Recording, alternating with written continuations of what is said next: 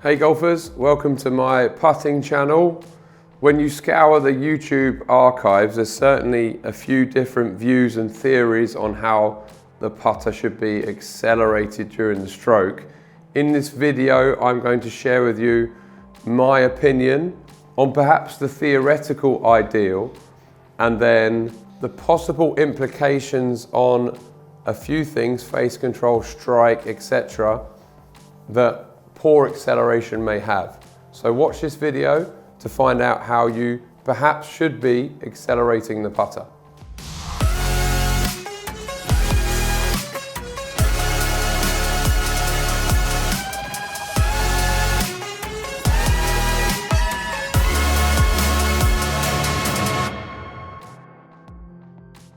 When it comes to acceleration in our putting stroke, I like to word it as something that complements gravity.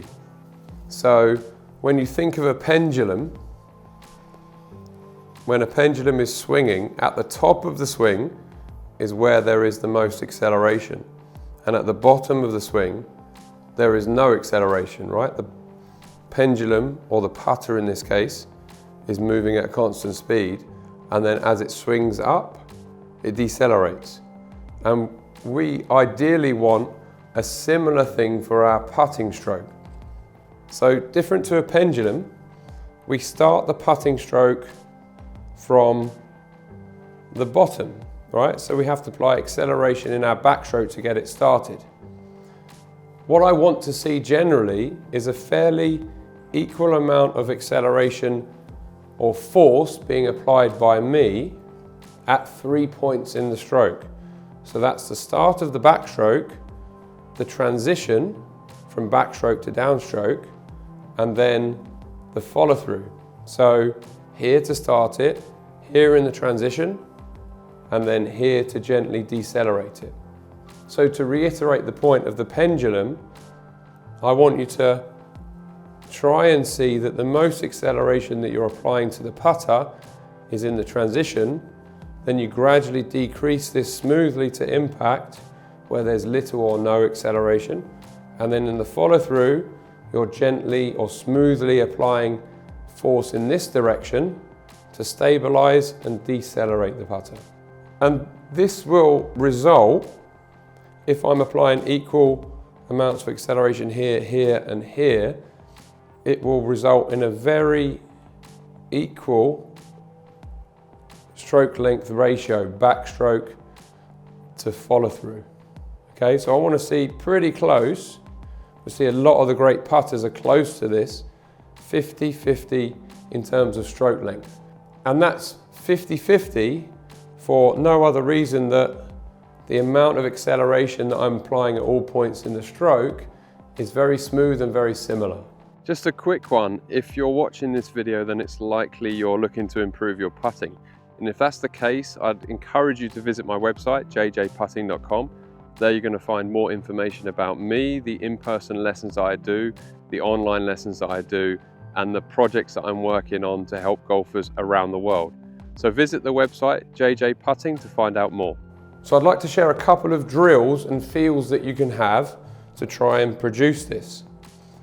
So the acceleration we should apply is very smooth, and smooth doesn't necessarily mean slow. We just have to not rush or have sudden impulses of acceleration during the stroke. So if you take your normal grip and then slightly elevate the putter, hovering it, and then take the thumbs off the front of the grip. This is something I was discussing recently with Sam at Lab. And then if you swing the putter back and forth, if you're doing it smoothly, because there's not so much torque going into the putter, there's no sudden acceleration, the putter will still stay relatively stable. And you can see that as I'm moving it back and forth. Any sudden acceleration, we can see that putter becomes unstable. So I'm not moving it slowly, I'm swinging it equal both sides, but I'm moving it smoothly. It's worth mentioning that because I lose the stability of the thumbs on the front of the grip, there'll be some slight movement of the grip within the hands, but just a little bit is okay. You'd almost feel the club just passing the hands through the ball. And that's not a problem. We just don't want to feel some vigorous application of acceleration and a lot of torque going into the putter. The second drill that you can do is make continuous strokes, much like I was just doing, but you just have to feel like, again, the acceleration is smooth, the stroke length is equal, but that putter is never stopping. There's no pause at the top of the backstroke, which can be common. It's not slow going back. There's enough energy going in, but the application of acceleration is smooth and constant. And then you can just try and hit a putt exactly like that. And I'm going to combine both drills. So I'm going to feel like the putter is constantly moving. My thumbs are off the grip, giving me the feel for there not being too much torque going into the putter at any one moment. And then I'm going to hit a putt. But what I'm going to do after I hit the ball is continue the motion,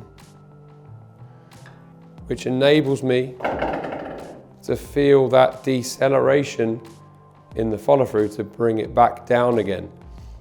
It's not deceleration at impact, it's deceleration after impact. So to explain why we want smooth acceleration and a constant application of acceleration and not for it to be sudden, is because we're applying a lot of torque to the putter in any one moment. And that application of force, and probably most commonly I'll see a slow or short backstroke and someone applying acceleration late. That late application of force, A, is very hard to do consistently in the amount of force that you apply, and B, is very difficult to manage the direction of the putter. It's very difficult to do that just in plane. So we'll see a lot of loss of control of the face, strike, as well as speed. So to run you through the drill one more time, thumbs are off. I'm going to put the thumbs back on for the putt itself, but kind of confident with the acceleration, but smooth, equal both sides. Get that feeling. And then on the ball,